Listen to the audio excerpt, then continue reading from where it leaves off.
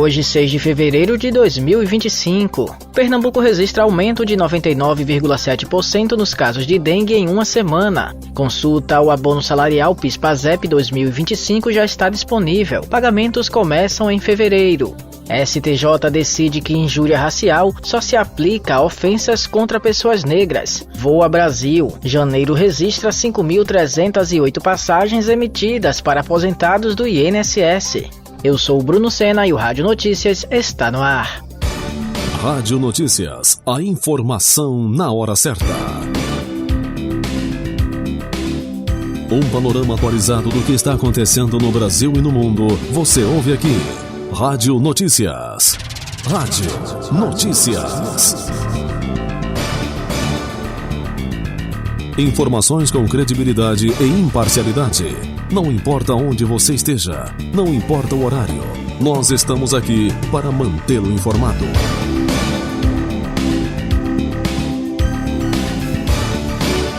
Rádio Notícias. A informação na hora certa.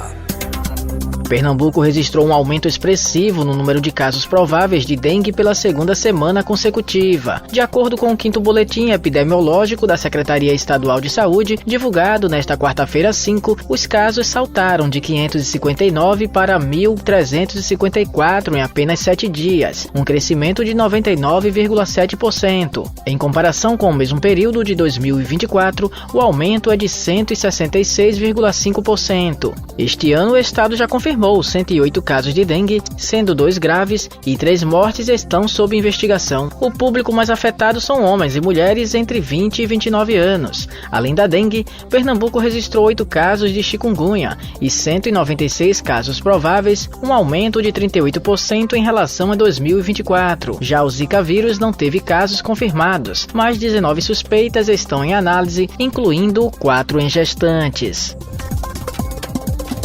Pesquisa revela que 57% dos brasileiros defendem fim da escala de trabalho 6x1. Quem traz mais detalhes é Ailton Moreno. Uma pesquisa do Instituto Locomotiva e do Question Pro mostrou que 57% dos brasileiros são favoráveis ao fim da escala de trabalho 6x1, em que o trabalhador tem 6 dias de jornada e apenas 1 de descanso. Além disso, 65% acreditam que a mudança poderia aumentar a oferta de empregos no país. O estudo também apontou que 54% dos entrevistados avaliam que essa jornada impacta negativamente a saúde mental dos trabalhadores. A pesquisa revelou ainda que 69% dos brasileiros acreditam que a redução dos dias trabalhados sem corte salarial melhoraria a qualidade de vida, proporcionando mais tempo para descanso, lazer e convívio familiar. O tema já é conhecido por 91% da população. O levantamento foi realizado entre os dias 2 e 4 de dezembro de 2024, com 1.461 entrevistados em todo o país e tem margem de erro de 2,5 pontos percentuais. Com informações para o Rádio Notícias, Ailton Moreno. Os trabalhadores já podem consultar se têm direito ao abono salarial PIS/PASEP 2025, referente ao abono base 2023. O pagamento começa em 17 de fevereiro, segundo o calendário unificado para trabalhadores da iniciativa privada e servidores públicos de acordo com o mês de nascimento dos beneficiários. O benefício pode chegar a um salário mínimo e será pago proporcionalmente ao tempo trabalhado no ano base. Para ter direito ao abono, o trabalhador deve atender critérios como estar cadastrado no PIS/PASEP há pelo menos 5 anos, ter recebido até 2 salários mínimos mensais em 2023 e ter trabalhado ao menos 30 dias no ano. A consulta pode ser feita pelo aplicativo Carteira de Trabalho Digital ou pelo portal gov.br. Trabalhadores da iniciativa privada também podem verificar a situação do benefício nos aplicativos Caixa Trabalhador e Caixa Tem. A informação na hora certa. Rádio Notícias. Vamos conferir as principais notícias nos portais, blogs e sites de Pernambuco. Tá nos portais, blogs e sites. Tá no blog do Jamildo. O prefeito do Recife, João Campos, do PSB, aparece como favorito na disputa pelo governo de Pernambuco nas eleições de 2026, de acordo com o levantamento que analisou o cenário em todas as mesorregiões do estado. O socialista lidera as intenções de voto em todas as regiões pesquisadas, seguido pela governadora Raquel Lira, do PSDB, e pelo ex-ministro do Turismo, Gilson Machado, do PL. A pesquisa foi realizada no dia 2 de fevereiro de 2025. No cenário geral, João Campos registra 54,0% das intenções de voto, mais que o dobro de Raquel Lira, que aparece com 19,3%. Já Gilson Machado tem 9,6%. Brancos, nulos e indecisos somam 17,1%. Por regiões, a maior vantagem de João Campos ocorre no São Francisco, pernambucano, onde ele atinge 59,4% contra 21,9% de Raquel Lira e 9,4% de Gilson Machado. O menor desempenho de Campos ocorre no Agreste pernambucano, região onde Raquel Lira tem sua base eleitoral. Mesmo assim, ele aparece na frente com 45,6%, enquanto a governadora marca 22,1% e Gilson Machado tem 10,1%. A pesquisa também aponta um índice significativo de brancos e nulos que varia entre 6,3% e 14,8% nas diferentes mesorregiões. O percentual de indecisos oscila entre 6,3% e 14,8%, indicando um eleitorado que ainda pode mudar de posição ao longo do tempo. A pesquisa foi realizada por meio de telefone. Foram entrevistados 600 eleitores de Pernambuco com 16 anos ou mais. Tá no Diário de Pernambuco. Janeiro e fevereiro de 2025 registram volumes de chuvas maiores em comparação ao mesmo período de 2024 no Recife e outras cidades da região metropolitana. Nos primeiros 5 dias de fevereiro, o acumulado já é 1.255,6% superior ao mesmo período do ano anterior. Os dados são da Agência Pernambucana de Águas e Clima, APAC, e foram divulgados nesta quarta-feira, dia 5. Segundo a análise do meteorologista Ailton Dias, as precipitações deste ano têm apresentado um comportamento distinto em relação aos registros históricos. Tá na Folha de Pernambuco. Cumprindo a agenda oficial na cidade de Brasília, nesta quarta-feira, dia 5, a governadora Raquel Lira tem acompanhado todas as ações desenvolvidas pelas secretarias e órgãos do estado para minimizar os impactos das chuvas que caíram na região metropolitana do Recife nas últimas horas. No início da tarde de ontem, a governadora telefonou para prefeitos das cidades mais afetadas pela precipitação para colocar a estrutura do estado à disposição dos municípios que necessitarem de suporte para atender áreas e pessoas em situação de risco. O Rádio Notícias volta já. Rádio Notícias. A informação na hora certa. O Google modificou sua política de inteligência artificial e retirou uma cláusula que proibia o uso da tecnologia para o desenvolvimento de armas e sistemas de vigilância. A mudança marca uma revisão do compromisso assumido pela empresa em 2018, quando, sob pressão de funcionários, prometeu não aplicar IA para fins bélicos ou que violassem direitos humanos. O Google apagou de seu site a seção Aplicações de Inteligência Artificial que não buscaremos, que anteriormente excluía o uso da tecnologia para fins que causem ou possam causar danos gerais. A mudança ocorre em meio à aproximação das grandes empresas de tecnologia com o governo de Donald Trump.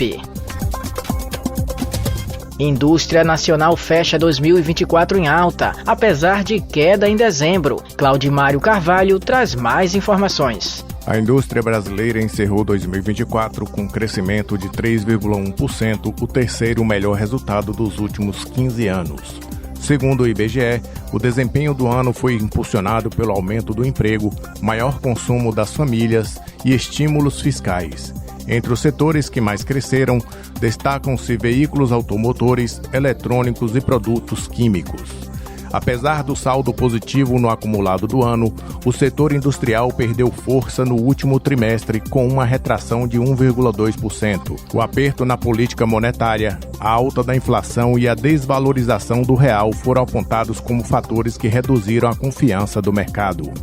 A próxima atualização da pesquisa será divulgada em março e trará os resultados da indústria em janeiro de 2025. Da agência Rádio Gov em Brasília, Claudimário Carvalho.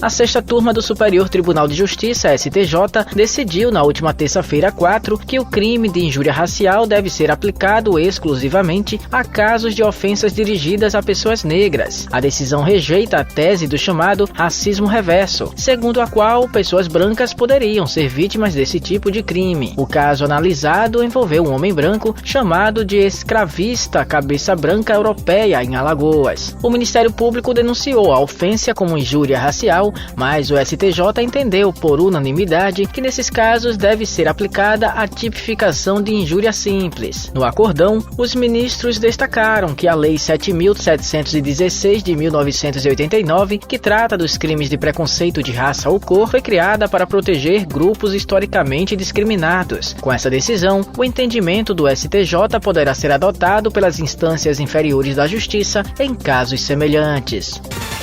Rádio Notícias. A informação na hora certa.